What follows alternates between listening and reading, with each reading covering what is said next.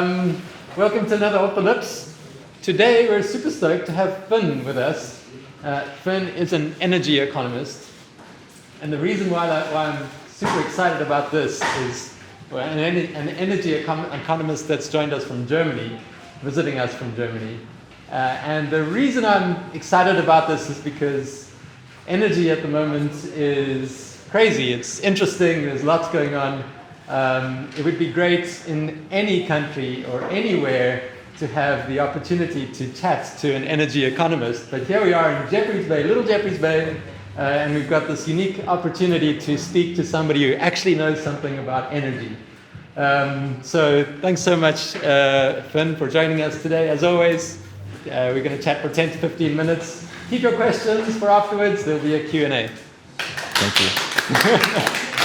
It's a pleasure to be here. As I got introduced, I'm Fynn, and I'm going to talk about a little bit the gas market right now. Under the question, should we all care about natural gas? And I know natural gas is maybe not like the most well-known topic in the energy sector. It's more like coal or nuclear energy. But I hope I can convince you that gas is our future. And before I start, actually I'm working on a different project that is kind of similar. It's like the analysis of the European and especially the German gas market under the circumstances of an endangered political environment, which we see with the Ukraine and Russian war that is going on right now. And also like an increased gas or natural gas demand for a successful energy transition. But I extracted like the most interesting parts from my work to put it together to give you like a brief overview. But first of all, I wanted to introduce myself a little bit closer. My name is Fynn. I'm 24 years old. I'm originally from Germany, a small town called Düsseldorf, born and raised there. Of course, I'm not a native speaker, so excuse my pronunciation or my choice of words. Just give me a sign if I do like big mistakes. Let me know. Yeah. I have an international management degree from the Texas Tech University and international energy economics degree from the Technical University in Ulm, which is a very small town in the southern part of Germany. Furthermore, I'm currently working for Rödl & Partner, which is a global company. It's more like a consulting company. But I worked for Rödl & Partner. I worked in price calculations for over 30 local heat productions, or producers. So I or my team calculated how much certain heat amount costs for all kinds of for private households, for industry or whatever. Also, we did we invented like a benchmarking tool for all these heat suppliers, which was like a huge project for us and a lot of work. But also, I'm an expert for governmental funding programs, which should create a certain motivation for companies to invest in more sustainable energy, and most of all, like from the production side. For the Federal Ministry of Economics and Technology, I just translated it. We did like the emission trading part of work, where I was involved in a program, but was a small wheel in it. And also we advised in infrastructure planning on sustainable energy supply, which means like all the pipes that go under the ground and how it is sustainable to connect certain households to each other to supply them all in once. Then for Equitix, it's a in London-based investment company. I worked in the global acquisition of utility assets. That means that we invested in energy facilities around the globe to get like better margins or to support local communities, which was pretty tricky because all the energy facilities that actually produce energy are very closely linked to the government, and when another country comes into a certain country and wants to be involved in energy production, it's a huge mess. And so it was a big project. Also, which was my latest project, I was the project manager for the municipal heat transition in Baden-Württemberg, which is a federal state in Germany. And yeah, we went from a very unhealthy or fossil concentrated heat production to a renewable, and it's currently working perfectly fine. And this was one of the first projects of its kind, so we still keep an eye on it and want to expand it over whole Germany. Yeah, and currently what I'm talking about is that I'm searching for innovative ideas or solutions in the gas market. And this is our actual topic that I'm going to talk about. And shortly to the agenda, I'm going to talk about the market a little bit, just give you a brief overview, what it contains, what is part of it. Then I'm going to talk about the energy transition, what actually is a transition, or which trend do we have right now, and what is most needed for it. Then the boring part of it, for me interesting, how prices come together, so the price composition. I'm going to be like very quick on this one. Also the price developments, it's just a chart where I show you how crazy the development is over the last 2 years or 3 years. And yeah, the analysis of it is more interesting. So why does gas prices or natural gas prices increase that crazy over the last years? And one of its influences is definitely the Russian-Ukraine conflict, which I'm going to explain or analyze from a very energy-specific side. So I'm not going I'm not a military expert or whatever. I don't know what Putin is trying to do, but I know, or I analyzed how his behavior created a big problem to the energy market. So first of all, the market consists of mainly 4 components, which is the trading part. It's mostly like global high volume trading of natural gas. There is like these big companies like Gazprom who are involved. Then we have the grid operation. This means that someone needs to invest into the infrastructure through which the gas is transported from the origin country, like in this case in Russia, to Europe or whatever. Then we have the storage operators who play 2 different roles. First of all, their main business is, of course, to buy natural gas when it's cheap, mostly in the summer, and sell it when it's winter and the prices are high for it. So this is how they get their profit. But on the other side, it's very important because these storages represent a certain security for the gas market. Because in situations like we are in right now, we suffer under a low supply of gas. So we need these storage operators to help us out to supply the demand that we have right now. And the last thing, or the last component, is the customer sales, which includes all the individual contracts that are actually done with the end consumer, which are like private households or the actual businesses in the industry. What is important to know that all of these components, or these 4 components, cannot ensure a safe energy supply or gas supply on its own.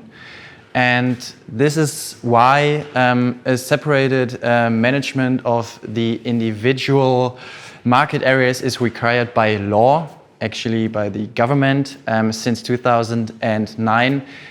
because there was the liberalization of the gas market. And this is because we don't want to form any monopoly, so that not only one company has the power to say, this is the gas price, eat or die.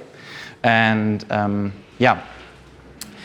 so the government stepped into this market and said, like, okay, you all have to cooperate and you all have to work closely together to ensure a safe supply that is also flexible in terms of that the market, as every other market, is always changing. So it's an always changing environment, and it has to be flexible to be able to act to certain circumstances. And because all of the market components, like we have the trading companies, we have the grid operators, and by nature they actually don't like to cooperate, because everyone wants to get the best profit they could. And it is not in cooperating and split profits or share investments. It's more like, I want to do it on my own and I want to do it all. So this is actually where I see my job right now, or what I am preparing for, because I working in close contact with the government, or for the government as a consultant, to say, okay, hey, we have this situation. This is why I'm analyzing the gas market right now. We have this situation right now. Let's create a framework that works for all components in a fair way. So that, first of all, we have a secured supply, so that we never run out of gas. On the other side, that we have definitely, like, all the companies in our gas market, that they are treated fairly and the same way, so that they can have a healthy relationship and earn their profits. That's all. And currently we have three trends that we can definitely see. It's, first of all, it's increasing liquidity. So because of the 2009 starting liberalization of the gas market, we see that more and more companies start to get into the gas market and start mostly like selling gas, operating a grid or whatever. So this business is increasing immediately. And also we have an increasing short-term procurement, which means back in the days it was like that a company bought gas from another company and they signed a contract over 10 years, maybe 20 years. And they set a price, they set a volume, and that's it for many years. But currently we see the trend that all these transactions, or all these these trading relationships are very short term. So it is more likely to see that someone buys gas or natural gas just for a year, or even on a exchange, on a stock exchange, just for the next day.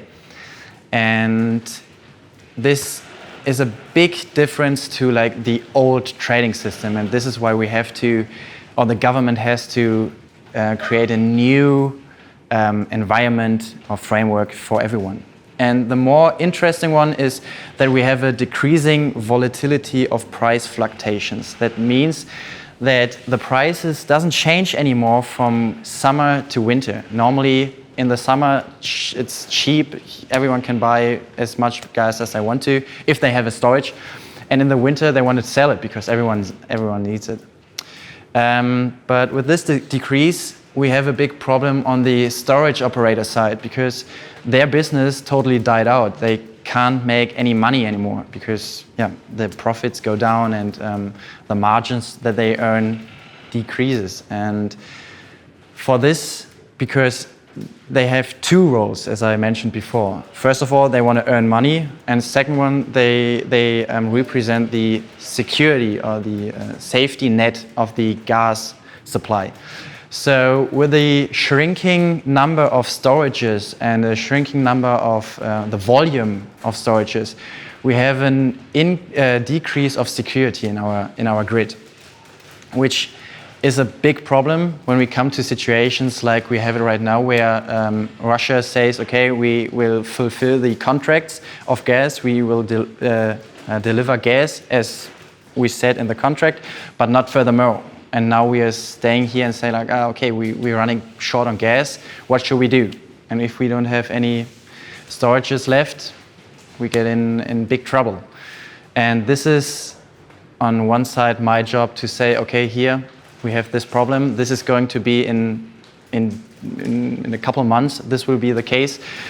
We have to create a framework, and we have to build something that everyone is successful in this market. And in this scenario where we have the storage operators that suffer right now, we have to say, okay, like the grid operators, they are the next level of secured supply, because if nothing comes out of the grid, we run dead empty. So the grid operators should take over these storages to ensure to furthermore invest in their grid first of all, and then operate also the storages with the grid. But it's getting a little bit too complex. I'm going to step on. Yeah, of course, very important. The market is changing every day. It's incredible. We see it like the last couple of years. It's a whole different market right now.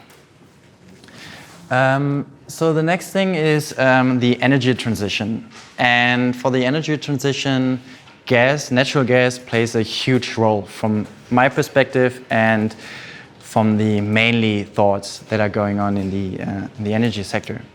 First of all, natural gas has 4 big advantages to other fossil fuels or to other fuels in general.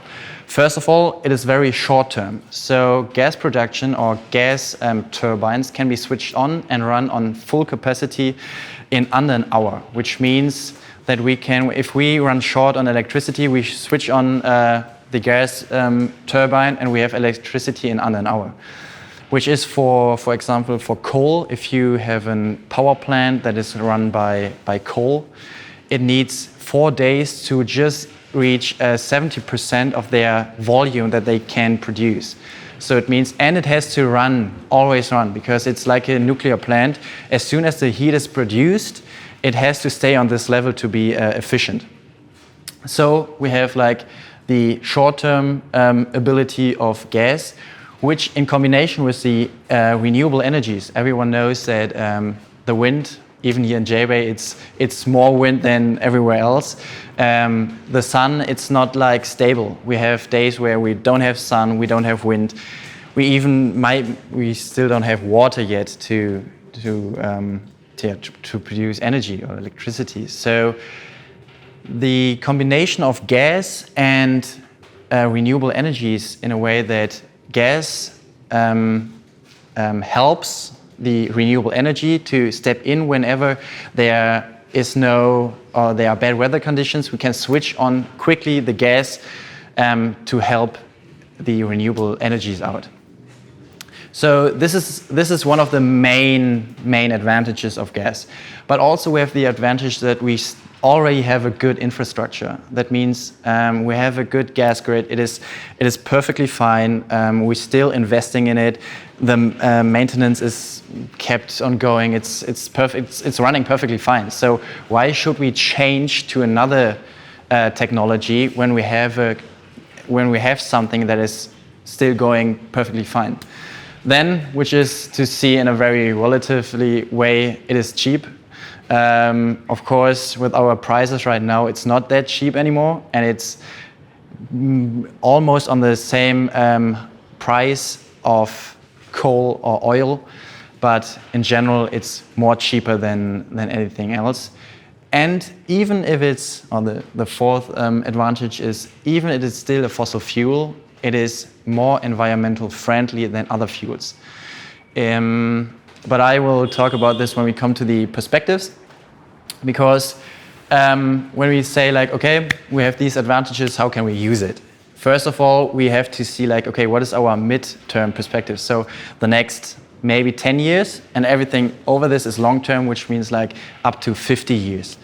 And on our short-term or mid-term perspective, we can definitely say that natural gas is currently used mainly in the heating sector. So we produce in Germany, Europe, we produce our we run our heater with natural gas. Our warm water is run with natural gas. So it's more or less the heating side, the heating sector. But we can also use it in traffic, like natural gas LNG cars. They are already on the market. We can just push it, and as we talked about it, we just have to motivate or create a certain motivation for people to buy these cars. And also like electricity, as I said, like we have these turbines that produce electricity from natural gas. And yeah, it's a big advantage because we can use it in so many more sectors, and above that we have so many more. And also our heating systems that are currently run with natural gas, they are not like on a limit. They can still be with investments and everything, we still make them more efficient. We still get better results out of heating systems that are run by with natural gas. Now I get goosebumps when I talk about it. The long-term perspective is incredible. We are able to produce natural gas on a synthetic way. So that means we can possibly take electricity to create natural gas, because we have a big problem in storing electricity. With the renewable energies that are mostly like sun, we have like half a day when there are good conditions. Wind, it's not always there. We have it mostly at night or something else, and not when we need it, like not in the morning, not around noon, not in the evening. And our main problem is to store energy. And with this synthetic production of natural gas, which is power to gas, means that we can use this surplus energy and transform it into gas, where we have these storages, as I showed you earlier. We have these storages. We can put it just in the storage and use it afterwards like nothing, like normal natural gas. And this is mind-blowing. Even if the technology isn't there yet, we are already working on it, and it's going to run definitely in 10 years perfectly fine. This is known. Yeah, and then we have the option to mix natural gas and hydrogen to use still like the same infrastructure. It's also a gas. We can use it. We don't have to do any changes. We just mix natural gas and hydrogen and have a more efficient combustion, because it gets a little bit hotter, and then all the CO2 emissions, they blow out.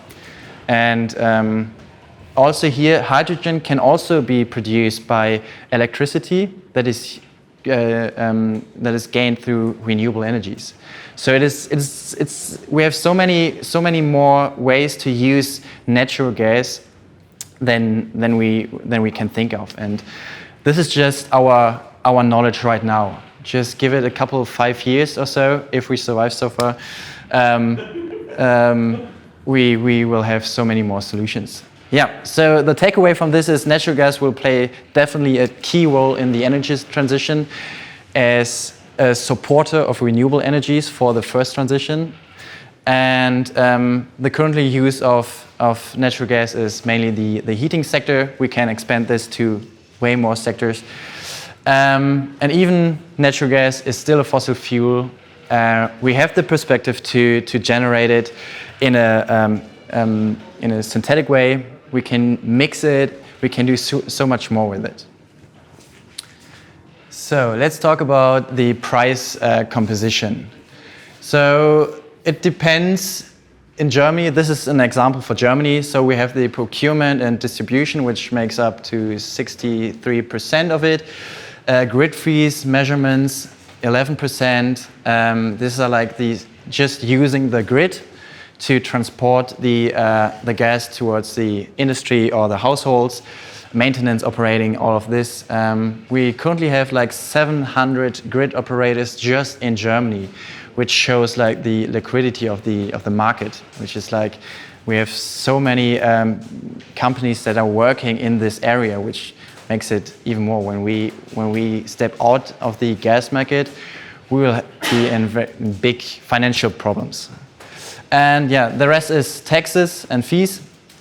And then we come to a price currently of 12, almost 13 cents per kilowatt hour. And here I have an example. If you are just a normal household, like 4 people, normal house, nothing special, you will pay 2,600 euros a year just for heating. This is like 41,000 rands a year. And this is just for heating at the moment. And this is crazy. This is just warm water and heat. And this is our current situation. And let's go on to the development. We can see like since 2008, it was like kind of stable. It decreased a little bit, but it's not much. And right before or when the pandemic started, we had the biggest decrease. So we were on the lowest, which makes it even harder for us because currently the prices are so high, but we are used to like this price over here. So we are used to this, and it doubles it up again. And it's actually like currently prices are like the double amount of what it was a year ago. This is mind blowing. Yeah, and this is due to a recovery of the industry after an absolute pandemic situation, mainly. But let's talk about the actual reasons why the gas prices are so high at the moment. So first of all, we have an increase of demand or in demand. Over the last couple of years, we had a gas demand that was higher than the gas supply. So we produced less gas than we used. And everyone knows when you spend more money than you earn, you will end in a problem. Then we have a recovering industry after the pandemic. So all industries goes up again and start their engine again. And also, which is one of the biggest influences, we have an increasing international demand, which means that China just recently announced that they will shift their energy politics from mainly coal to gas. And everyone knows China it's a huge country, and it's definitely going to play a major role, or it's going to be a global player in the gas sector. Which also means that we have a new area where we can supply gas, or not we, but Russia. So it's an ever-changing industry. And we have increasing electricity demand, as I said before.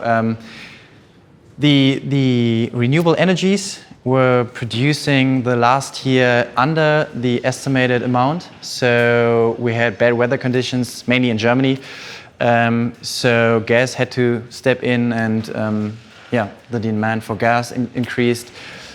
Also in Germany, Europe, we prepare the energy transition, and we step by step starting to shut down the fossil fuel plants where we produce energy or electricity from fossil fuels. And this gap has to be filled, and this is currently only gas. And also we have increased charges. That means that the gas grid, if we need it or if we use it more, we have to invest it, and these prices, this investment is let down to the end consumer.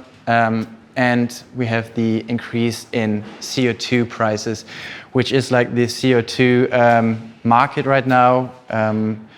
It is, I won't explain it furthermore. If anyone asks about it, we can talk about it for hours. It's very interesting, I think. And then of course we have like low storage levels right now. We are currently at 30% at the moment. It's kind of normal because we are after a winter in Germany, so it's okay. But the year before we were at 50%, so 20% lower than we were last year. It's a crucial change. And in combination with the decreasing gas flows from Russia, which has a political background, it's getting dangerous for us. Definitely.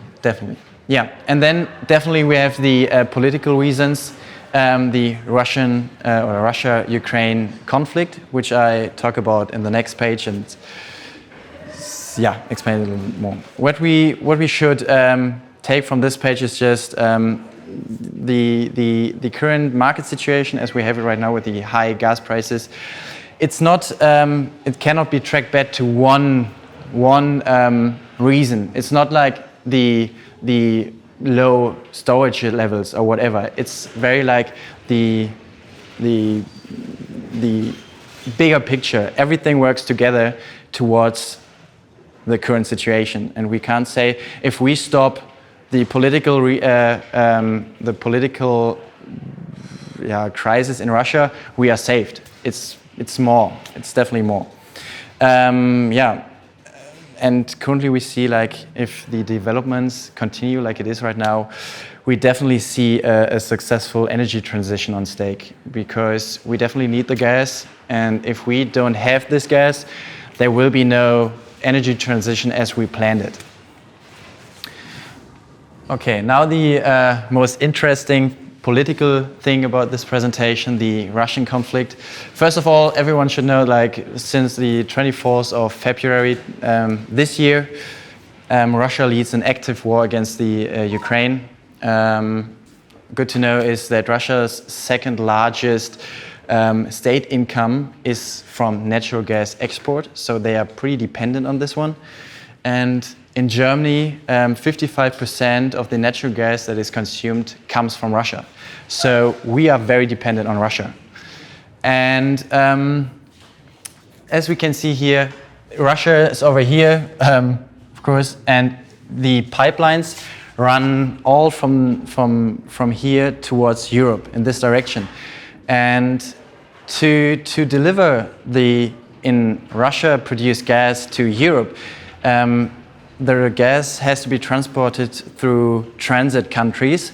As we can see it here, this is the Ukraine, and we can see like 3 of the major pipelines that are going from Russia to Europe are going to this country. So Ukraine is, from an energy perspective, very, very interesting for Russia, for Putin, because when you have a pipeline that is going through a country, you have to pay fees. It is a $1 million industry. And for this reason, of course, Russia wants to bypass, or in this case, invade Ukraine to stop paying these fees. And it's, as I said, it's a multi-billion-dollar game. It's incredible how much someone can pay for just having a pipeline running through a country. And on the next slide here, we can see like the blue marks are where gas is produced. It's mainly Russia and Norway and a little bit of northern Africa, but it doesn't play a big role. So we have in Europe and Spain, France, whole Germany, we are using gas that comes from Russia, from the blue spots. And this gas has to run through the red marked areas, which is like Ukraine, Poland, and Belarus mainly. But we can see the orange circle, or the orange pipeline. This is the Nord Stream 2, which is one of the newest pipelines that were built. And this is going through the sea, so there are no actually countries involved in it. And because of Russia's actions against Ukraine, the European Union decided that they will stop the gas flow through this Nord Stream 2. So they wanted to force Russia to pay more for their gas or to stop the conflict. So they are trying to play the game of who can pay this price, who is able to suffer from the consequences of not transporting gas, or who can take the stakes that are no gas at all. And as a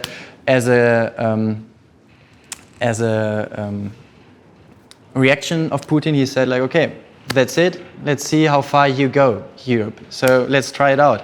How far can you go without my gas? And says, I'm going to still go on to invade the Ukraine, and I'm not going to give you any gas. Of course, they are bounded to their contracts, so they definitely have to transport a certain amount, but it's not enough to feed the whole supply in Europe. So currently we are at the moment of who dies first. And this is, in our Western world, I would say, not a solution that is necessary, because we can, it's something that we should not deal with. We have bigger problems, like I said, like the climate change and everything, and we are dealing with this stuff. And it's very political, but I hope you got an overview from the energy perspective side why Russia is very interested in the Ukraine. And that's with this I'm coming to an end. I hope everyone survived and it's not too boring. Please don't hesitate to ask questions. Thank you for your attention. Cool. That's it.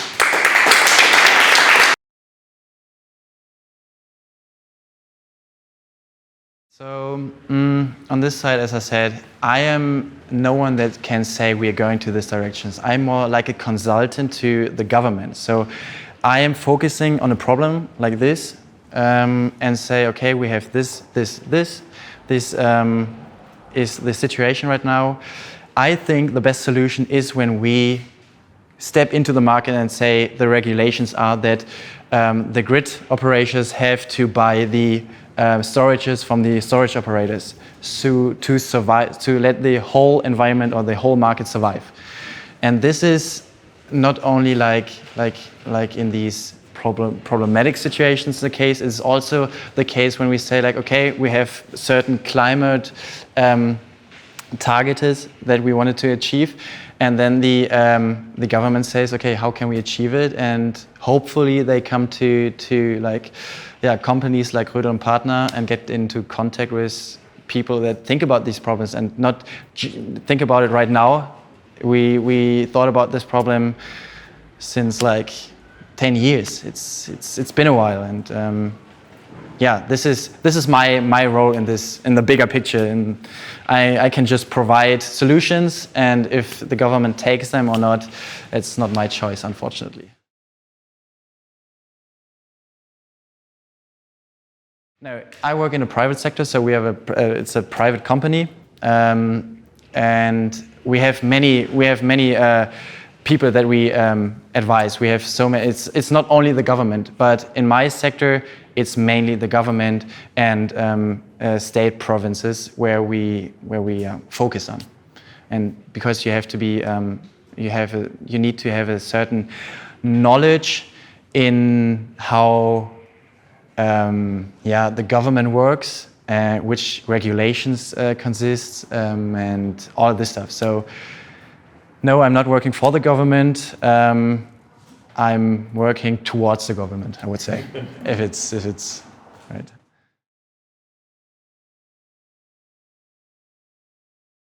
It's a good way because, first of all, I would say the infrastructure in whole South Africa is way behind, and not only in the energy sector, it's in all parts. So it's very expensive to create a grid from scratch right now. So it's first of all, it's going to take a lot of money and a lot of time. So there's a different thinking needed, because you have to see South Africa.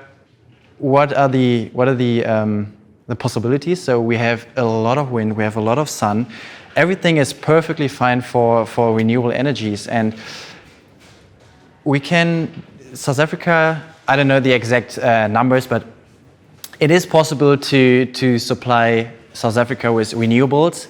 But as I said, in combination with natural gas, which is synthetically produced, this is a game changer for South Africa.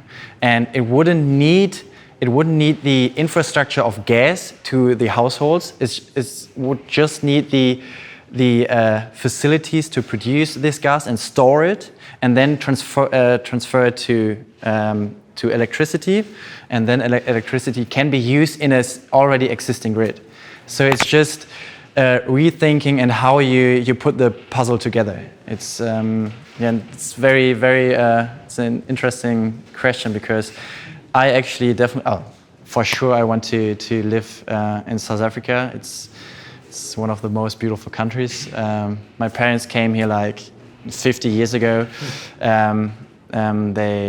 They bought a place down in Paradise Beach, and since then we are visiting at least once a year, maybe more often. And I fell in love, and because South Africa has such a good, the infrastructure and the possibilities are so low that someone like me with my knowledge, I'm still too young for this, but in a couple of years I will definitely be able to bring my knowledge here and work from here and help South Africa as a consultant for the government, hopefully, and to build something from scratch on. And this is my kind of way to go towards South Africa. Yeah.